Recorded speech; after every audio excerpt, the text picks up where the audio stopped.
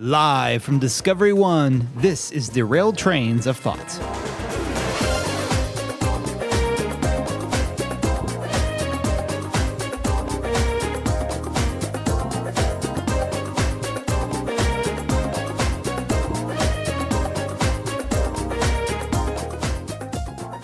You know, Tim, I first thought this was going to be a nice, peaceful place with some classical music in the background just kind of floating around.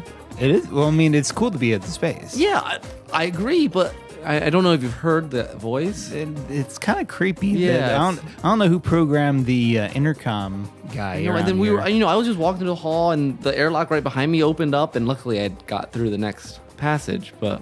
That's a little concerning. Yeah, I think this may not be as pleasant as I'd hoped to just be. We're on our way to Jupiter. Yeah. I can see out the window there. Everything the movies have led me to believe about space travel is that it's a nice, safe thing to do. And this seems to be completely and everyone can wrong. hear you scream. Oh, wrong place. But Man, what movies about space have I watched? Now I think about it. Well, while we still have air to breathe, we should make sure we get this podcast recorded. And hopefully afterwards we will get you back to a safe place because, Nick, I hear you are a father. I am again. I am a father. I have been for 6 years, Tim. Mercy, my newest daughter, about a month old as of this recording. Well, 4 weeks, which is not quite a month. You know how things go. Mercy, what's her middle name? Esperanza. That's It's right. Portuguese for hope, and I always butcher it. And Natasha will eventually beat it into me. but she, for those of you who don't know, my wife grew up in Brazil, and so it's kind of nice to have some Portuguese in one of our names. It's kind of sort of ironic. You've had your first son has a Russian name, yeah, because we're all very Russian. Well, Nicholas, Natasha, it made sense. It works. It made sense at the time. Serenity doesn't really have any other namesakes, does she? That I know of. Well, just Rennie Jones. Well, but I mean that came after the fact. No.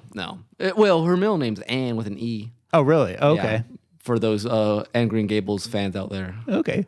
Serenity with a Y and Anne with an E. Yep, Anne with an E. Yep. And Hayden with a Y. Yes. Not Hayden. And and an E too. E-N and not just N. Right. So yeah. All right. Any other names we need to spell before we go on? No. Okay. I remember there was in middle school in the library, there was some book like Susan the 5 is Silent. Her name was like SU5AN or something like that. I don't know. I just remember the title. I never read any more of it, but yeah. That makes me wonder how old of a book that was. Because in Peanuts, there was a character named Five. Apparently because his dad was like annoyed by all the numbers that were taking over modern life. This was in the 60s, mind you. And so he decided that he rename all of his family after like numbers. And so there was this character 5 and his twin sisters 6 and 7. That's awesome. Or something like that. But all right. Well, we're going to air quick here, Tim. So we better get to our story school? Yes.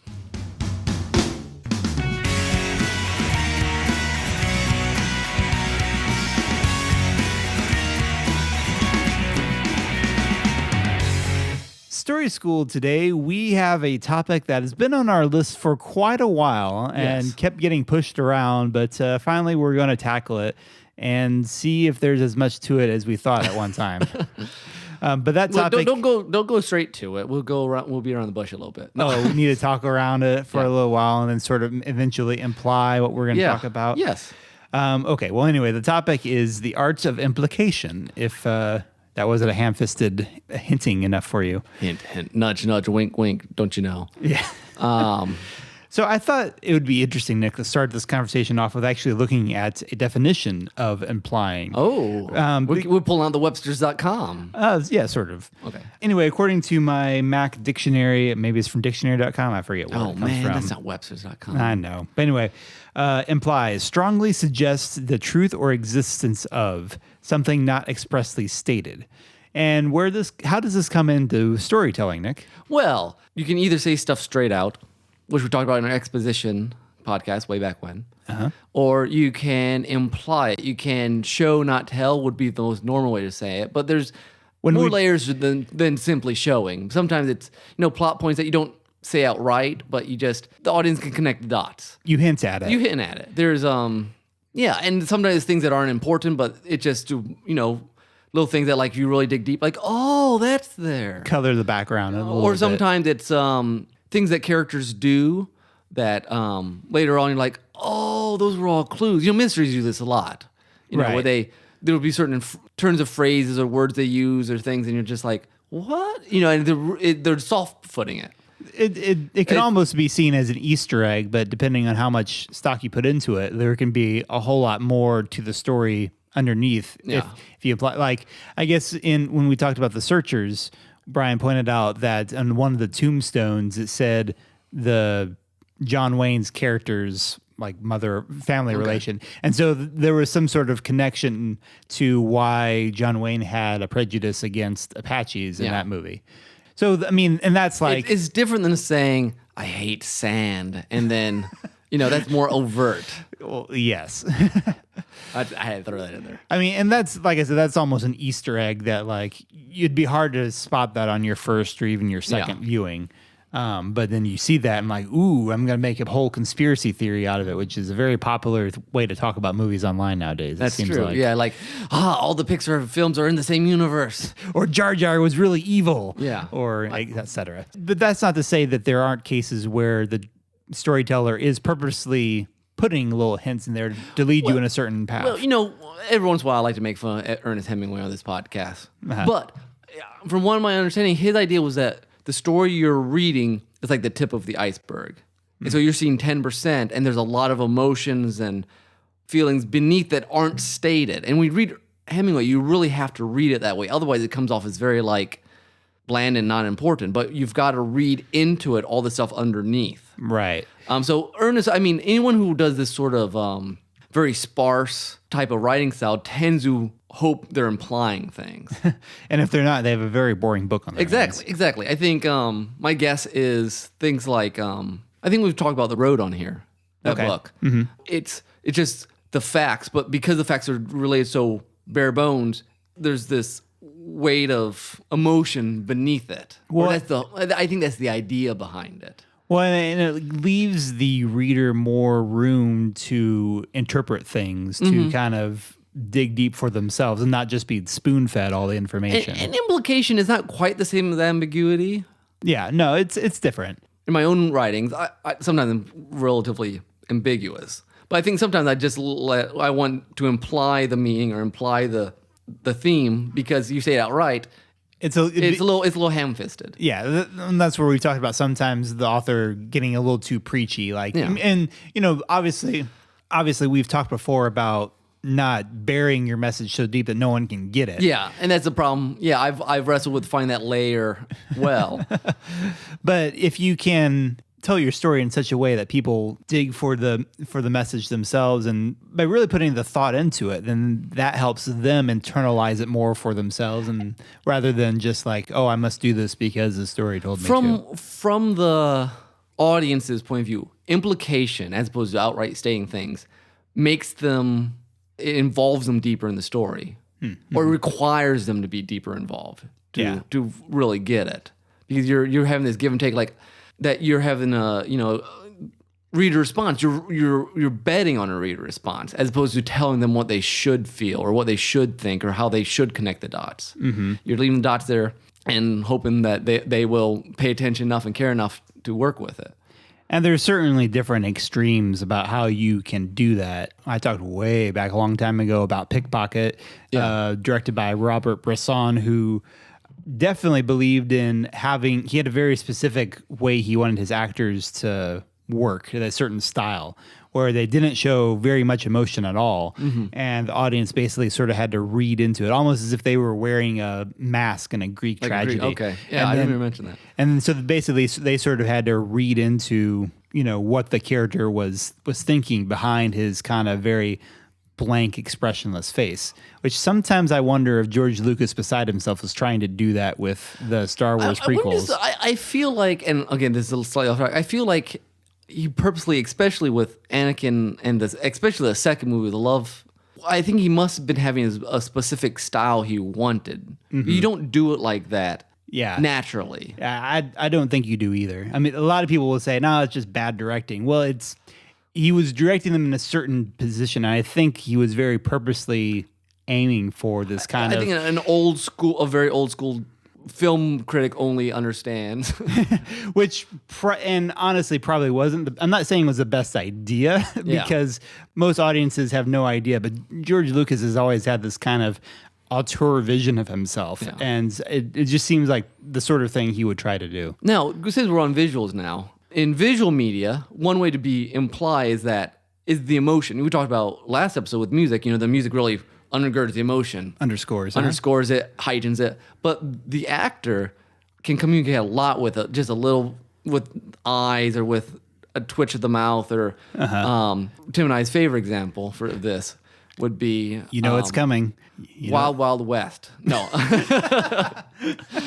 No, Lost. Yeah. Come on. But we've been, if you're not listening to the weekly Hijack, you should. But we've been watching Lost, and we're amazed with how many clues are just in facial expressions about things and drop lines, or just normal like whole conversations take place with Jack and Locke looking at each other. Just those actors, and the best actors in that show can communicate volumes with just a stare. Yeah. Which is not an easy thing. I mean, there's a big difference in acting between on the stage and for the camera. On stage, you want to be very expressive and very played to the back of the house. On camera, you have to be very kind of minute and keep those expressions realistic. But at the same time, you still have to be expressionist. I mean, unless you're working for Robert Bresson, you still have to communicate things with your face, and it's a different style of communication than you would use in real life. Yeah. Normally in real life, people are very guarded about their personal expressions, and they're not like gonna go through these like. Or dramatic, they wear it on their sleeve. Yes, it's going to be one or the other, usually. But for a lot of, certain people, they can't hold it in at all. They'll be trying to be normal, but you can tell body language, 90%. That's true.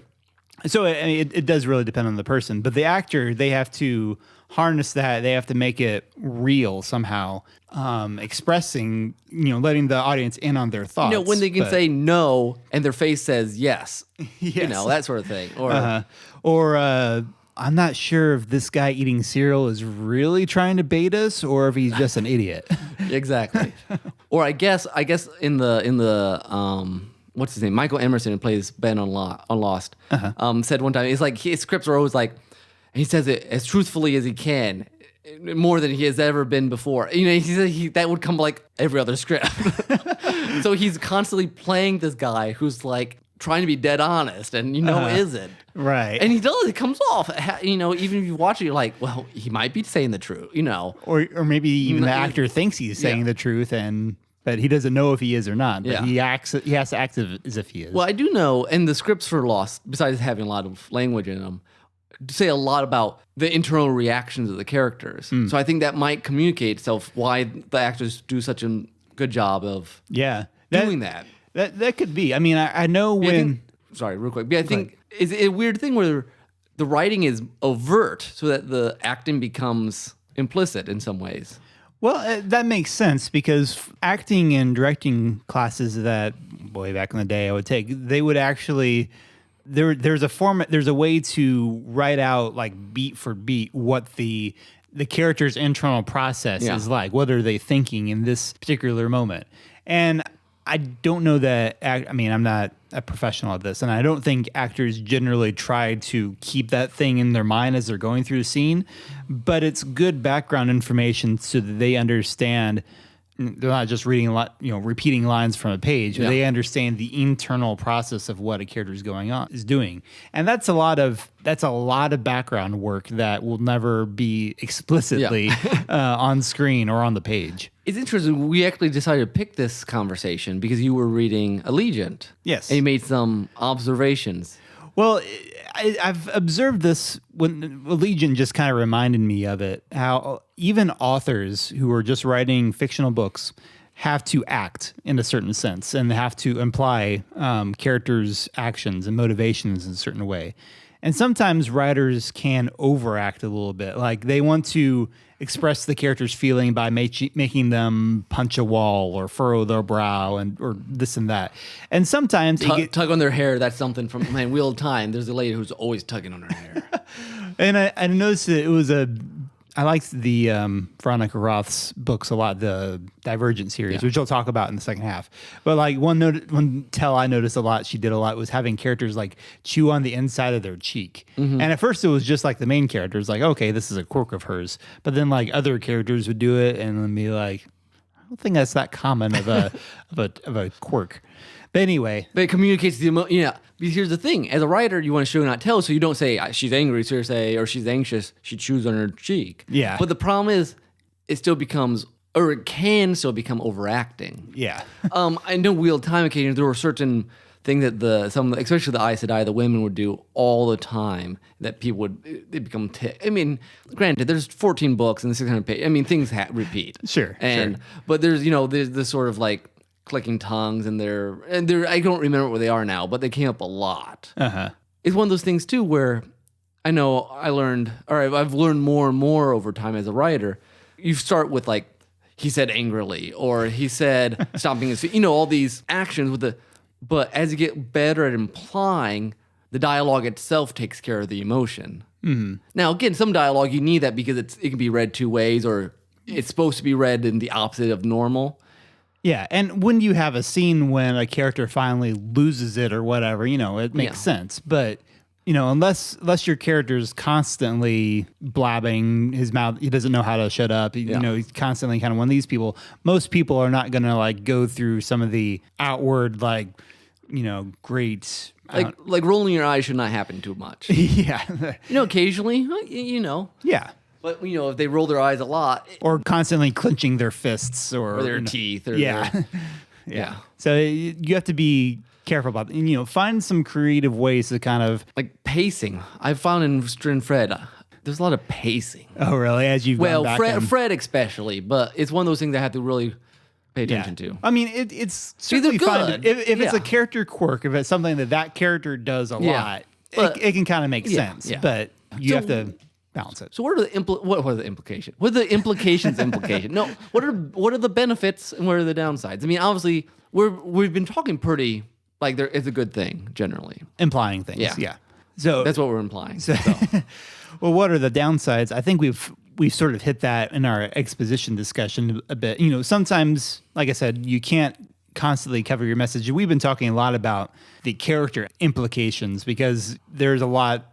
You talk about the iceberg thing. Most characters, they have a whole iceberg of backstory and what have you beneath them. And sometimes you want to actually dig into that backstory and explore it. Yeah. And sometimes it's just more of a hint. A hint, yeah. Like they really like Sudokus. Why not? Yeah, I guess. I guess that's more color. It's not really backstory. But anyway. Yeah.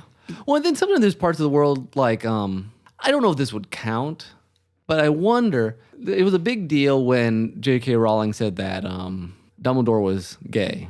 Okay. Mm-hmm. But I wonder if there was implication, very subtle stuff in the book. I've only read the books once. But, because it would obviously change how it might change how you write certain parts of the character. Maybe it doesn't. Uh-huh. But I know long-term mystery books that unrelated to that particular issue. Long-term books that have mystery, like the Harry Potter series, there'll be clues that they'll leave that you can pick up on. Then maybe later book becomes a plot point, or maybe not. Uh-huh. Like, oh, that's why those people were doing that. Right. Especially in mysteries of sorts. Yeah. Or sometimes even fantasy books, if you have some sort of throwaway detail that, applies. Like, I'm thinking just in Newell's Rising, just because it's the one I'm most familiar with. We mentioned the Imperial Fields of Abylium or something like that. And the implication was this, because they were talking about, like, there was a conversation about produce, which was kind of a plot thread to be dealt with later. It wasn't a huge deal in that book. But I didn't say anything else about it except that you just kind of got the idea that there's this settlement, this area somewhere where that supplies a lot of the Empire of Therian's food. Or at least it did before the Cataclysm. So, like, the implication both lives us... It's like a shadow through fog in some way, in some ways it adds mystery that might get solved. Like, oh, there's something there and we'll go fix it. Or sometimes it just adds depth. Yeah. You have a stage, but it makes it look like it's bigger than it is, like for a world or whatever. Sure. And then sometimes it's, more in the character thematic thing. It's more that gentle touch that makes it feel like it's nuanced or it's There's some unstated reason why the character thinks this way. Yeah. Or you're having a theme through the whole, a real subtle theme that's just kind of implied through. It's one of those things that it holds all together. And you can go and dig deep, like, oh, this is why these is why Huck does this and not that, or whatever. But I guess if nothing else, implication tends to widen a book, deepen a book in many ways. Because if you just say it straight out, it just is. Yeah. It's like we talked about with music. It's the abstract version of we like of an idea. Yeah, we like to talk about. Have we talked about in here that comic book about comic books? Understanding Comics? Yeah. Is that the one? Scott McCloud is Yeah. the one who wrote it. I think it's Understanding Comics. I don't know if we mentioned it here. I don't know if we have or not. It's a very good book. Yeah, really interesting book. If you're curious about why, if you've got kids and they're into comic books or graphic novels, or in general, if you just like to understand the phenomenon more, it's a great tool for that. But one of the concepts from it that stuck with Nick and I the most from it is he talks about abstract art, which most Christians don't really care for abstract art too much because, we believe in an objective truth. There's things that are true, capital T, and abstract art tends to kind of Say it's very subjective. And yeah. But the advantages he pointed out of abstract art is the more. I think what he used a lot for this was a smiley face. Yeah. If you have just your generic smiley face, 2 dots and a smile, it's very generic. You can different people can read different things into that. The more abstract something is, clouds. You look at a cloud, one person sees a bunny, another person sees a horse. So implication is, I guess, similar, not quite the same thing. Where the more you imply things, the more it gives a sense of depth, of layers, of. It's not necessarily one thing yet. Yeah, it's not cut and dried. Yeah. Which maybe you don't want, but can add a lot of. I think that's why art, fine art. I have air quotes here. Tends to thrive on implication.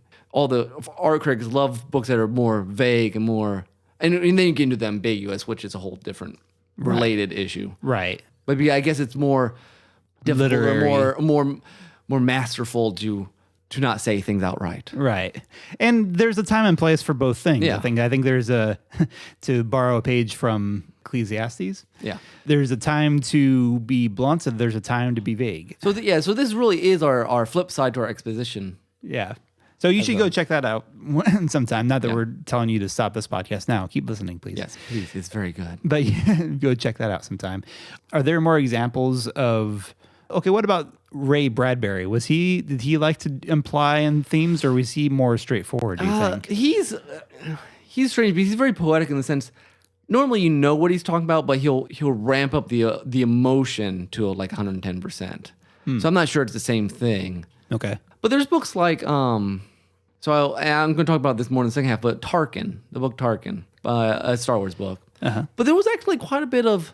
They never quite state stuff outright. There's like this kind of this cat and mouse game between the Empire and these rebels, not the official rebels, but these terrorists. Okay. And a lot of times it was almost stated after the fact how things were connected. It's like it was just kind of stated as if you should have been keeping up with them. Oh, so it was interesting. So it was much more subtle than I was used to in that sort of novel. I mean, it was almost more throwaway. I'm like, and and it just kind of they expect you to follow this sort of logic without spending a lot of time explaining it. And I thought it was pretty interesting. I hadn't had that in a book for a while, and I think things like I want to say the Forever War, which I read, was books like that read slower because there's a lot that happens between the sentences in some ways. Now, they don't describe everything. It goes from action to action or emotion to emotion, and you have to kind of read between.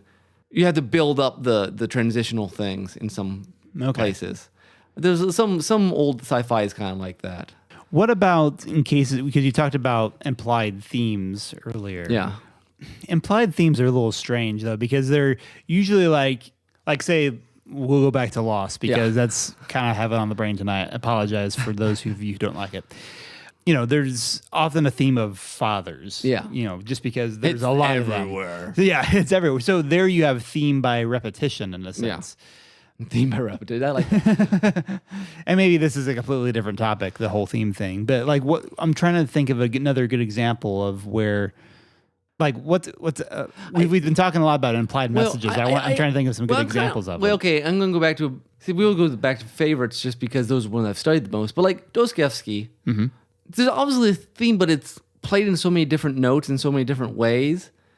It's not direct by any means. And that might not be the same as implicit. Okay. But it's How about this then? Because an example we both are very familiar with, Lord of the Rings. yeah. To say that Lord of the Rings are all about preserving nature would miss half the point. Yeah. But that it is certainly I would say an implied theme of it about enjoying the outdoors. The love of nature comes through very clearly. The anti-view of industrialization. I mean, that gets picked up a little bit more explicitly in the movies, just because you see it, yeah. but even then, they're not really talking that much about it. Well, it's interesting. Sometimes as Christian artists, you wrestle with, hey, how much should I talk about, directly about Christian things or not? And what's interesting, I think, is the more something is intrinsically part of you, you tend to imply it in works just because that's, I think that's what Tolkien was doing. I don't know they set out to say, I'm going to write against industrialization. I think he just felt very, very strongly about. He had ideas. Nature. Yeah. He had ideas that just naturally tended to I think it's express very themselves. hard not to imply things if it's something that is part of your worldview that you deeply believe. It's hard not for it to come through just naturally, just bleed through. You take a mark and write in paper and it bleeds through the other side. I think that's maybe how a lot of implication works. I mean, unconscious or semi-conscious implication. But sometimes it has to be a conscious decision to unconsciously let it bleed through. Yeah. If you're too concerned about, we've said this before, we're probably retreading old ground again, but if you're too conscious about getting a certain message across, you're not implying it, you're forcing it, as opposed to, I don't know, there's ideas that here's another example from New World's Rising, which maybe I shouldn't go back to, but I enjoyed having the Defiant, the evil rebel group. I enjoyed having them basically disdain motherhood, basically because of Amira, who is a mother who left. And I don't talk about this a whole lot, but like the Defiant have women in their ranks and they recruit women forcibly for war purposes. But they actually have this, because of Amira, they have this or we're going to leave mothers behind because their loyalties are divided. Yeah. And their loyalties are loyal. yeah. And I purposely enjoy putting that in there because I think in modern culture, there's a strong push for women being involved in things, but mothers are kind of left. Like the draft? I won't pull that in there, sorry.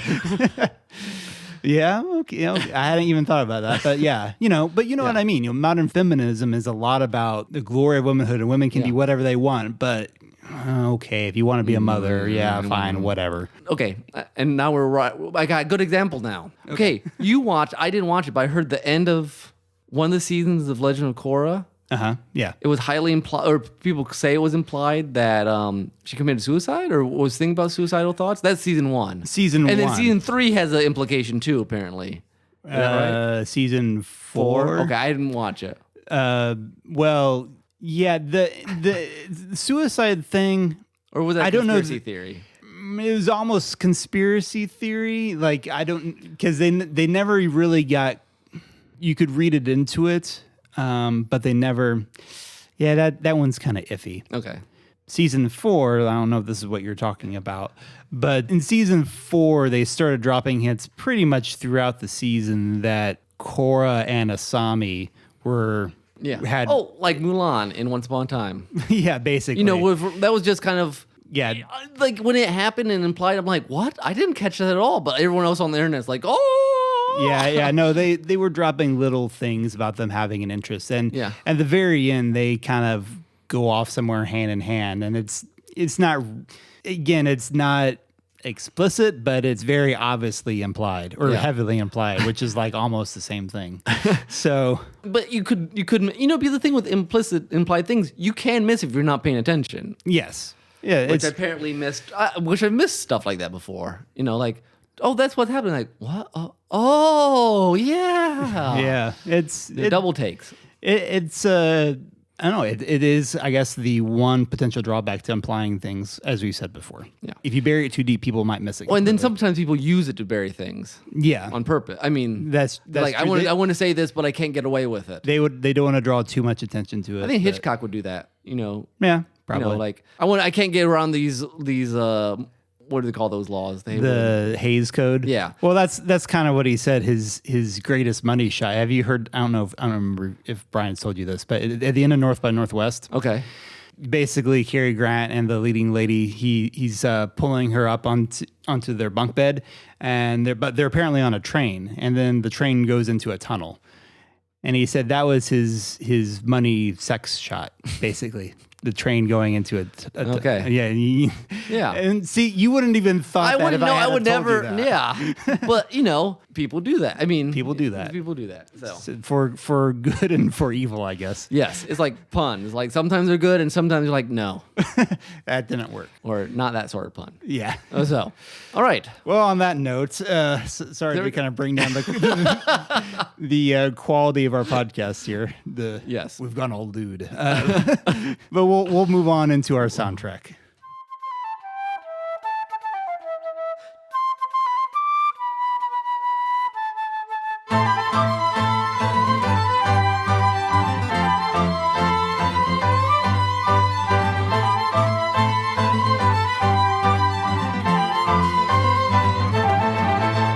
Okay, for my soundtrack today, I decided to go with something from The Legend of Zelda. Dun dun dun. Because Link is a silent protagonist. Nintendo. You get those occasionally. Oh yeah, you do like get Chrono. this. Yeah, well, it's primarily in video games where the creators basically want the gamer to feel like they are the character they're playing. They don't have. When the protagonist is silent, then they get to kind of inject themselves more. It's You the are abstract everybody. thing. Yeah, basically. But I think you could also read if you don't want to be Link and you want to give Link his own personality. I think you can read in the lines some about him. So anyway, this is from Legend of Zelda: Ocarina of Time. Nick actually mentioned this last episode. This is Gerudo Peoples, and it's remixed by Scott Peoples. Yay, Scott People. This is one of my first I love this one. This is pretty early. This is a very old one. It's like from 2000. Nice. So enjoy.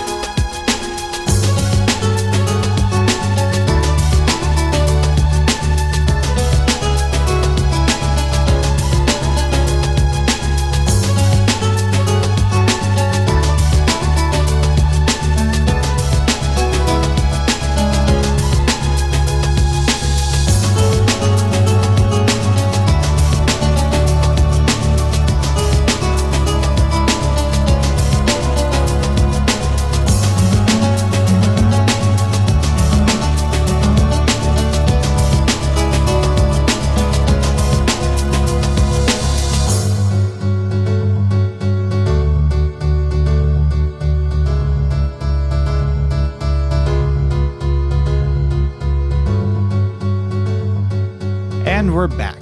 Hello, everyone. Hope you enjoyed grooving out to Gerudo. Gerudo? I don't know. Almost every Gerudo remix is awesome, though. It's a very catchy song, as the best of video game music it should be. Koji Kondo, that's his name? Yeah. He's very good. Koji Kondo. Yeah. We are going to move on to our next segment now, which will be our take on Tales.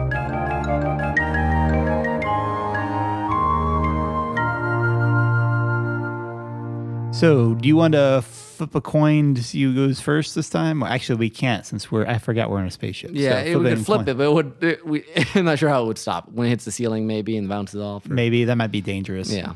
So anyway, first one get thrown on an airlock loses.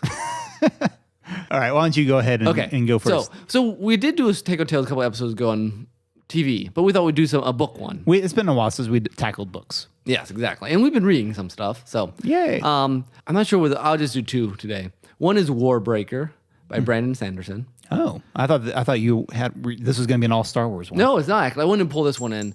Warbreaker by Sanderson. It's a standalone fantasy novel, which was part of the reason I read it because I'm like, okay, good, I can handle a standalone. I got it done right before Mercy was born. Natasha was reading it as we record. But it was interesting. It took me a while to get into. Like, it wasn't bad by any means, but it took me a while to get used to the characters. Basically, there's these two sisters. The oldest, they're princesses. The oldest is pledged to be married to the god king of this city as part of this treaty. But they send the younger sister instead, who was never prepared to marry the god king.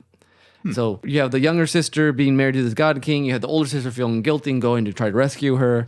And then you have kind of this character running around that's seeming to want to do a rebellion of some sort in the city. There's war coming between these two nations, or Breaker. And there's also, there's God King, but there's other gods, and one of the main characters is the god named Lightsong who doesn't believe in his own religion. So it's very interesting. It took me a while to be, I'm like, things with gods like that, I'm just like, this is weird. But they play it so like, they're just gods because they return, like someone dies and then they come back, and then they're like, have super strength and stuff. Oh, weird. But there's no rules really for why they come back. Okay. It seems random, and so that's kind of how this city has made their base of religion on. If they come back, they're a god in their minds. Okay. Anyways, weird. kind of funky. Before they get into it, the characters are very interesting. One thing I really enjoyed about it, once I got used to the world, I really liked it. The magic is pretty interesting.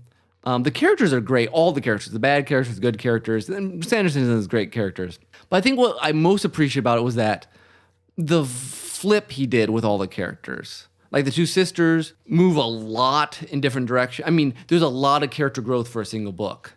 Who you think are good guys? You know, the various like the mercenaries and the rebellion seeming guy Vasher. They do a lot of flipping. There's a lot of like almost like things are parallel in one way, and then by the end of the book, like everyone's flipped sides, or like their personality has changed so much. It's almost like they're on the other end of where they were to begin with. So there's a lot of this parallelism and a lot of this. I don't know. Structurally, that was really fascinating. Took me a while to get into. Once about halfway, I was hooked. The ending, it left me a little like it almost like it was too quick. Like it was a good action-packed ending, but then I'm like, it felt like a lot of build-up for an ending that was good, and I'm not sure what I would change, but I'd almost wanted more epilogue, more something, more. And I don't know what if it's more epilogue or more just I like these characters and you just dropped them, or I don't know. But for a standalone fantasy, I enjoyed it. How would you compare it to previous Sanderson books that you've talked about on this podcast? I know. See, I'm eventually going to try to make it through all Sanderson because I don't have his Jordan anymore. It's better than Arithmetist. Arithmetist is a neat idea, weirdly paced. Like the last chapter is the best chapter of the whole book. It's just odd. And it's like an epilogue chapter. The Reckoners, which is like Steelheart and Firefight, those are more like action-y, like they're more compact, so it's hard to compare. Probably equal with those. Nothing really beats the Way of Kings and Words of Radiance, just because those are so massive. And Words of Radiance, for being 1,000 pages, the plotting on that book is astounding. I mean, like, there's no wasted space in that book. So I would say middling. Like good, like I enjoyed it. I'd recommend it to Natasha. Not quite rant level. Like, I love it. Or rave level. Or rave. Yeah, I guess rave level. That's what I meant. Okay. Rant level is something different. All right, let's talk about Tarkin then. Tarkin. Okay, so then I decide, hey, there's only 7 Star Wars books in the new canon. Zach's been listening to them audio. I'm like, maybe I'll try one, see if I like it, and maybe I used to read a lot of Star Wars. Mm-hmm. Tarkin was I really liked Tarkin. Not the character, but I mean, but this book it takes place, I don't know, 10 years before the first movie or something like that. Okay. They're building the Death Star. Uh-huh. He's in charge of the secret base that is building the Death Star. For those who aren't Star Wars nerds like No, us, yes. we probably should say who Tarkin is. He's Grand Moff Tarkin. He's in the New Hope. He's the guy who basically blows up Alderaan. Yeah, well, he's kind of outranks Vader, weirdly enough. The cool thing about this book, several cool things. One, the backstory on Tarkin, like his home planet, and like he has this kind of like Call of the Wild sort of rite of passage his whole family does to every generation. So he's been like out there hunting animals barehanded and stuff. So that's really interesting how they play that in. His relationship, because this book's largely about how he and Vader became, I don't know, friends is too strong a word, but Co-workers? Yeah. Because by the end of the book, basically it's basically the Emperor, Tarkin, and Vader are kind of like the dark triumvirate of the Empire. Does it mention, now that I think about this, does it mention Thrawn at all? It does not. That's interesting. Why? Well, I don't know. Just Thrawn being as an important character as he was in a book that's all about the Imperial underpinnings, you'd think they'd at least mention him and he was going to be a new canon. I really think because Thrawn is such a popular character, they're probably not going to touch him with a 10-foot pole in the new canon. Yeah. Because as soon as you say Thrawn, it brings up in people's mind 10,000 other things. Yeah. It's just kind of sad though, because he's a great character. If you think, I hadn't thought about this before now, but that might actually be kind of a confirmation that some of those guys aren't going to be in the new canon. That's true. I mean, Thrawn could still been pretty low key at 10 years before. Yeah, it's possible. I guess we don't really know. I mean, there was only a couple. I mean, Moffs, according to the book, were basically governors of large areas, and Tarkin got the Grand Moff title made especially for him. Oh, okay. To kind of be over whole sectors. The other thing about this book that was fascinating is just it was so technical. Like the names of ships and things. I mean, it was not your normal like swashbuckling Star Wars. It was very much a kind of a political like mystery sort of. It was paced pretty slow, but it was fascinating stuff. And then it pulled a lot of Clone Wars stuff, which I haven't watched, but you could really tell that it was that the canon of that really worked together. I mean, Tarkin basically guessed that Darth Vader was Anakin. Okay, yeah. He could never get confirmation, but. That's interesting. I've come around a little bit in terms of maybe because of Clone Wars and the idea that Star Wars can take a lot of different forms of storytelling in a sense. I used to not like that idea, but I'm coming around. And I guess, and even partly because the prequels are very different type of stories than original trilogies and different than a lot of other Star Wars stories. I don't think Tarkin could have been written without the prequels, not just because of the time, but I think because the prequels were so political and created such a more of a structure, it created books like Tarkin can exist. But you couldn't have done it as well if you didn't know what the rest of the world was like, is what you're saying. Because, back when all we had original trilogy, anything that was Old Republic was kind of shrouded in mystery. Yeah, exactly. And so now this is the only time now you can actually delve into some of that and stuff. then the third thing I love about it is the idea, the Tarkin's mainly thing about ruling through fear and examining. He thinks he's right. I mean, having a bad guy as the main character is very interesting. But that the Old Republic was corrupt, and so he's trying to make a more efficient, better run government, and that there really is. It's wrong, but the sense that, and it plays out in real politics and both in like Roman history, and you could arguably say nowadays that. Oh, too much freedom, people just get corrupt. Therefore, we need to make everything organized and unilateral and systematized. And those sort of big ideas are very interesting to me in a Star Wars because you didn't get those in the ones I used to read back in the Thrawn days because it wasn't a topic. Sure, but you didn't have that sort of rotting republic idea. Interesting. So, anyways, I liked it, and then I guess I'll just as an addendum, I've started A New Dawn, which is also a new Star Wars movie. I'm about halfway through it. Much more your swashbuckling. A new Star Wars movie? I mean, book. Book, yeah. It's right. It leads into Rebels, which I have not watched either. Much more your swashbuckling, Han Solo, espionage, action sort of stuff. I'm just looking at your cover here, and Yeah. it's nice to see that, because this is the character from the cartoon, right? yeah. It's nice. It's just cool to see him in a different art style. Yeah, and you can tell he's a little more not cartoony even in his personality, or not. I mean, I think Rebels is Right. a little younger. Yeah, I think it age. skews a little younger even than Clone And Wars he's a did. little he goes getting drunk every night, and he's like the hair of the Twi'lek girl Twi'lek he's like wants to hit on and stuff. I think it's Twilight. Okay, I'm not sure. I don't know, but and I'm not watching, so maybe it's like that in the cartoon. My guess is it's not particularly explicit here, but it's talked about. Yeah, which probably would not be on a Disney XD show. Yeah. honestly. And this one also talks about the whole, like, the main bad guy is this Count Vidian, who's basically a efficiency expert, like a businessman, but he's like he's like almost all cybernetic, and he doesn't care what happens to people as long as it works, and it works fast. Okay. Which is very much an Empire sort of. It's it's like efficiency. But it's just a very interesting. I like this theme of the Republic becoming the Empire and the changes that happened. I don't know, because I hadn't read that sort of stuff before. Cool. So that's that. I've enjoyed Tarkin quite a bit. This one's been good. But it's early yet. Yeah. Well, I'm halfway through. I mean, I like it, but I okay. think Tarkin is probably a little more my favorite of the two. Okay. Okay, and you, Tim? I tackled the Divergent trilogy. Oh, yes. Yes, we mentioned that. We did mention that. I plowed through it maybe faster than it was healthy. I don't know. Just over the last month and a half or so. Nice. Maybe I'm a little late to the boat. I mean, they're getting ready for the last move. Well, I guess maybe they split the last book into two again. Why not? Anyway. A legion and a legionnaire. Yeah. I had family that recommended it. I knew Natasha really liked it. And I really enjoyed it too. It's by Veronica Gray. Roth. Veronica Roth. I knew that wasn't right. Veronica Roth. If you aren't familiar with the basic story, it's young adults, post-apocalyptic dystopian, as many of them are. No werewolves. Yeah. In this one, it takes place in a city that used to be Chicago, basically. There are different factions that are based off of basically traits, I guess, or virtues, depending on how you look at it. There's like the Dauntless, who value courage.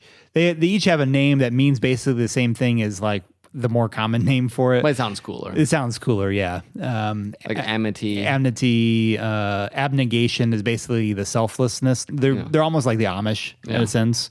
Very, they try to lead very selfless lives and do all this stuff. Whereas then there's the erudites, who are the scholars and seeking knowledge and all that sort of thing. But anyway, the main character, her birth name is Beatrice. She leaves her family's faction because all the youth they have a coming of age ceremony basically when they're 16, and where they choose which faction, whether to stay with their family's faction or they go to another one. And she chooses to go to the Dauntless, the warriors, the courageous type people. And so really, and what I didn't expect, because from the movie trailer, it looks like, because they also introduced very early on in the book's idea of divergent, where you have aptitude for multiple of these factions, which you're not supposed to be, supposedly.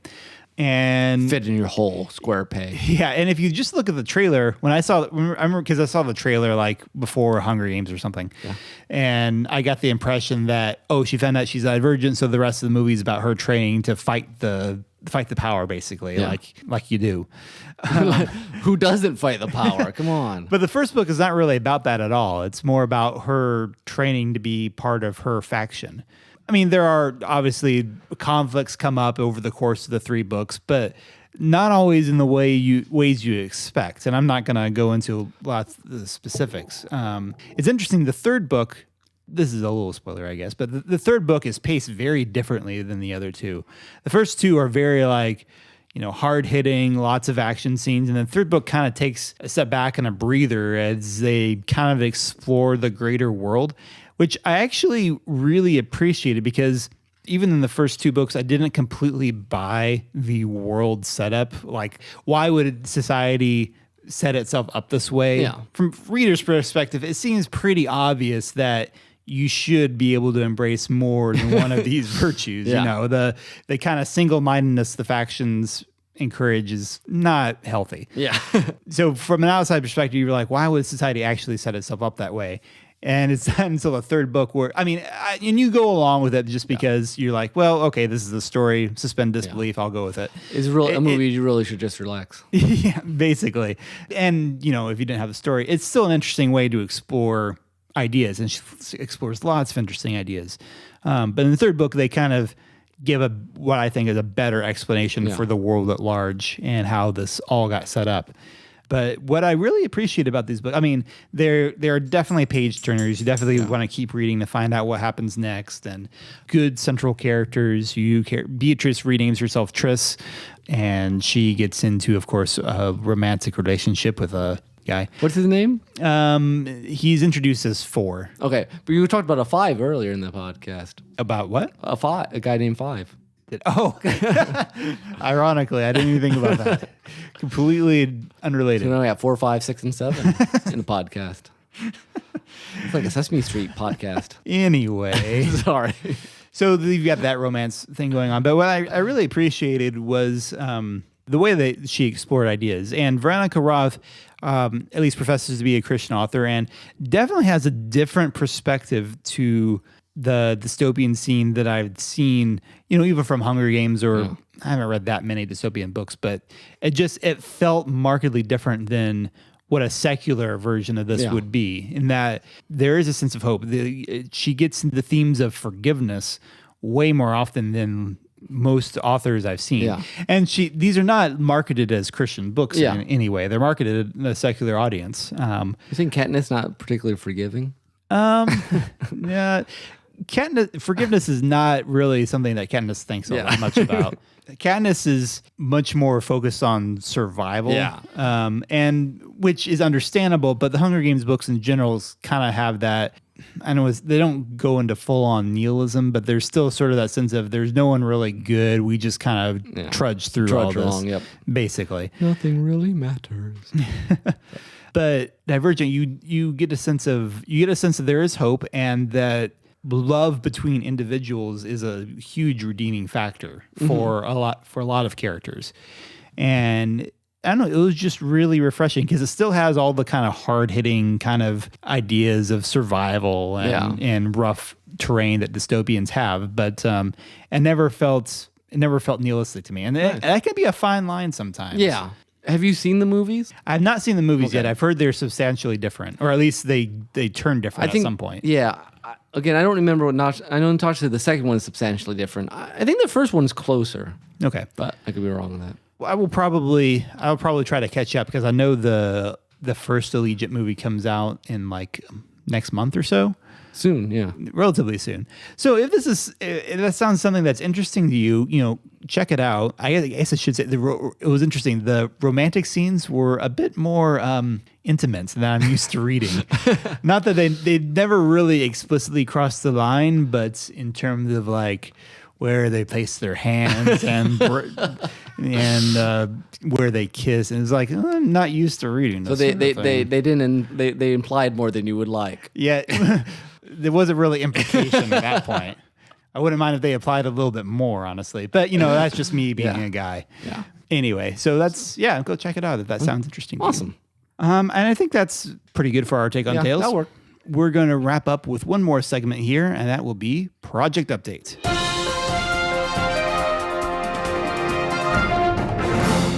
Okay, Nicholas. Right, hi.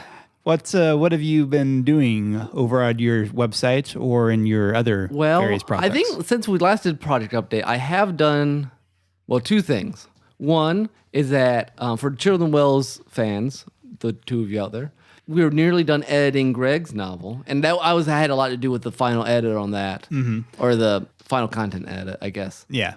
And I know we've said it's really close for a long time. No, but it is really close. I mean, this thing's large. It's a full novel. It's a full novel. But I think it'll be enjoyable. So that I was very happy to be done with that. Or there's a couple pages left, and then there's this story called. I probably mentioned Swordsm on here at some point, didn't I? Oh yeah, probably. Anyway, this barbarian story we did for this Pulp Fiction project. If we've talked about it before, it would have been in relation with I just lost. What's the giant monster? book. Oh, Destroyer. Destroyer, thank you. All I could think was Godzilla. I'm like, it's not Godzilla.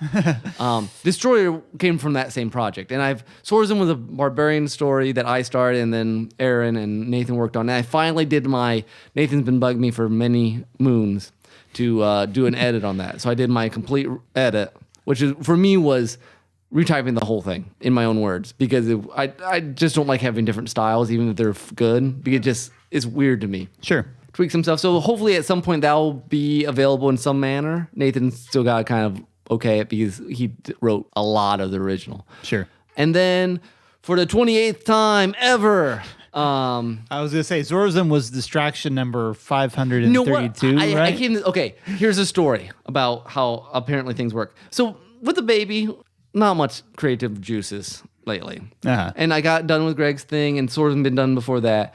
I'm like, okay, I should start to work on something else. And I'm like, it's about time for Strin and Fred. Strin and Fred? I know Strin and Fred.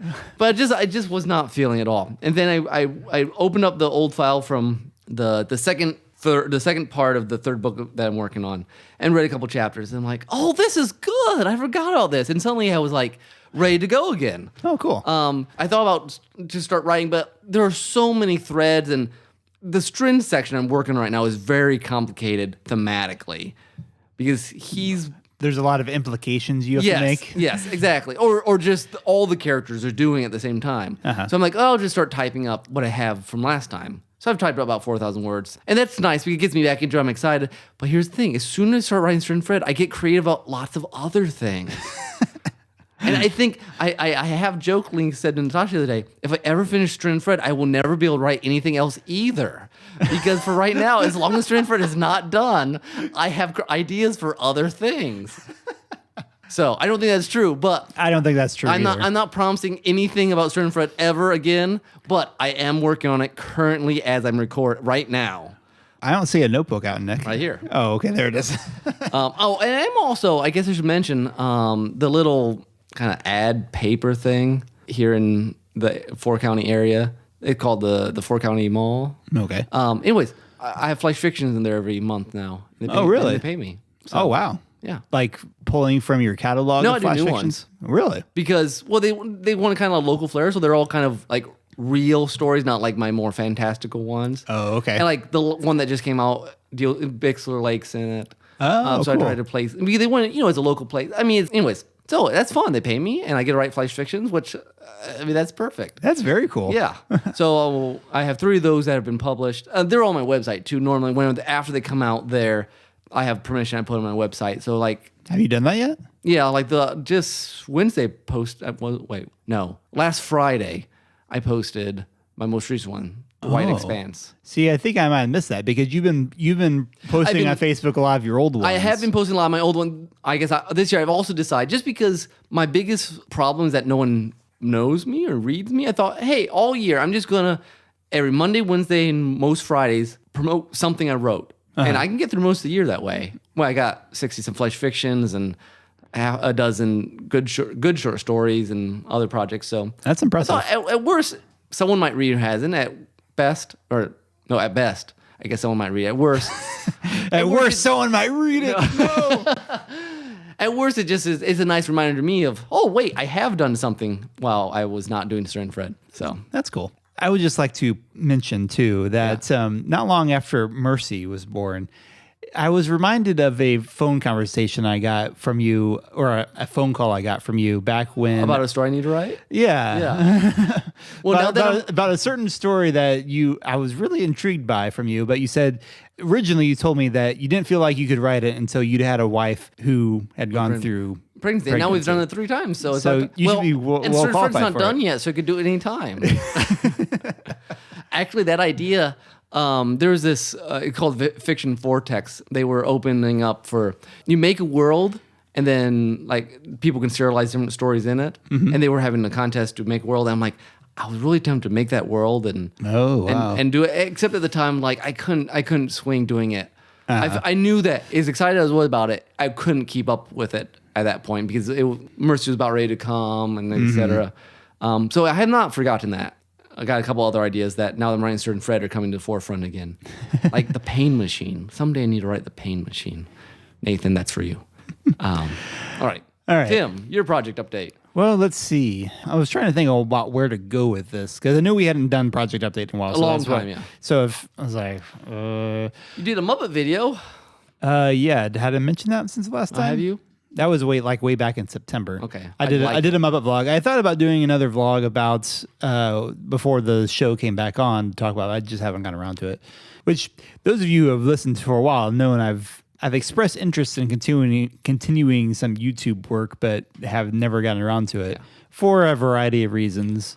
It's the curse of Stray and Fred. When I finish Stray and Fred, then you'll start your YouTube. It's entirely possible. I was talking with my roommate the other day about, because he's been starting listening to podcasts, and he was asking, so have you done this? And it's like, well, or he was asking about how much I've written. And taught New Wells Rising and Story Project and a couple other things, and I was like, and there's various other projects that have been in the back burner for a while. And he's like, you mean like Darian's Story? It's like, oh no, people remember that name now, or at least they have the potential to if they go back and listen through podcasts. So you are held responsible now. Yeah, I know. It's weird having an audience sometimes. So I haven't not forgotten about those things. I'm still working through some personal issues and things that get me in the way.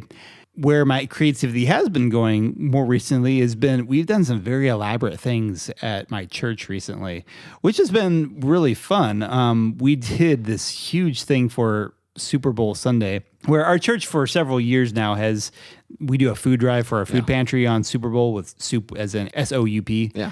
And they went all out with like the football theme and basically formatted the service as if it was a Super Bowl broadcast, which included like a pregame show before the service even started.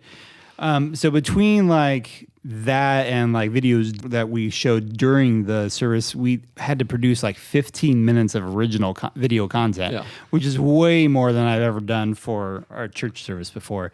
But I mean, it was a lot of fun. We had like I said, there was like a pre-service thing. We did like player introductions as if the band was the worship band were like the teams, which I know you're not a sports person, or I'm not either, but football teams will often say, Timothy Deal, Taylor University, either their name and the school. So we did that. That was fun. Awesome. So, and we did we replayed one of our old commercials, and we did a new one of spoofing like nationwide commercials. Nice. So it was fun. And so just little things like that. When was it? I did it for junior high camp. The junior high winter camp this year was zombie themed. Nice. And so we did this thing where like the junior high pastor was like this German psychiatrist with a zombie.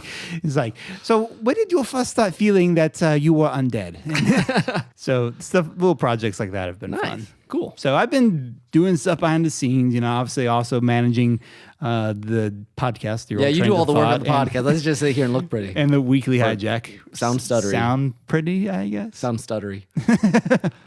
So anyway, that's our project update. If you would like to join with Project Update, we have a Jason's novel for you. No. We are still looking for someone to join our Children of the Wells team. Join the exciting management team at Children of the Wells. Earn benefits and experience. Benefits? You could be our friends. Free cookies at meetings. Miss Science Theater nights. Hey, I mean, that sounds pretty good, honestly, to me. I'll join. So. Also, if there is something in our story school discussion about implications, you think there's something that we missed about another good example of a implied theme. Yeah, because I know sometimes we're up here and our brains go dead for good examples. So. Feel free to leave a comment about that at derailedtrainsofthought.blogspot.com. Yes. You can also subscribe to us on iTunes or Stitcher. Leave us an iTunes rating. I guess that's a thing that helps. Yeah, help us get attention. Or just tell people about the podcast. From what I hear, the people who listen to it like it. Yeah, so tell more enough. people, and they might like it. They just haven't heard our melodious voices yet. You know what we need to do, though? When you hear people's voices and you see them in real life, they're like completely different. We need to have faces for what we would look like from our voices. That would be interesting. Have some fan art. If we ever had people who had never met one or both of us before, have them draw and see what we look like. That would be interesting. There's another challenge for you guys. All All right, Nick. Man, the air in here is getting kind of thin. I'm having trouble breathing. It sounds like there's someone outside this place called Dave that the computer's talking to. I don't know. I'm feeling you better go ahead and introduce your soundtrack here. Okay. So let's leave. So Implication made me think you test like mysteries and stuff, and Phoenix Wright has to figure out what the truth is from all the implications from the testimony or something like that. So that's my loose connection to Phoenix Wright. Ace Attorney. Ace Attorney. And in any case, I think it's called a cross-examination, sudden interjection. That's correct. All right, good. And I remember. And it's remixed by Prototype Raptor, which is a great name. But I don't know. I was just really digging this. I guess it's called downbeat, kind of hip-hop-y style. I don't know. People Objection. You should know. I should know. I like it. That's all I care about. I just had to say objection. That's all. Objection. Not so fast. That's great. So anyways, please enjoy. And we need to get the podcast to get us out of here now. Yeah, I agree. Let's open the podcast day doors and leave Okay. the podcast. Because I got it. Okay. Adios, everyone. this has been Tim. This is Nick. Bye. See you later, Space Cowboy.